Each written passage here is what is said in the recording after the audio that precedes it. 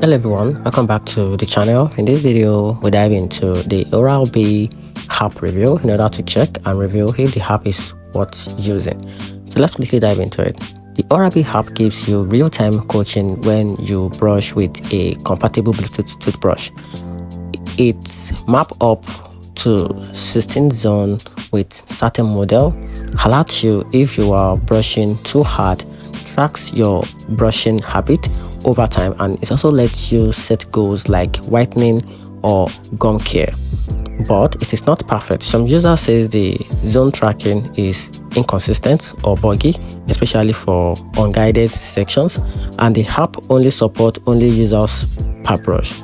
So plus, if your brush doesn't support the position tracking or Bluetooth, the app added little value.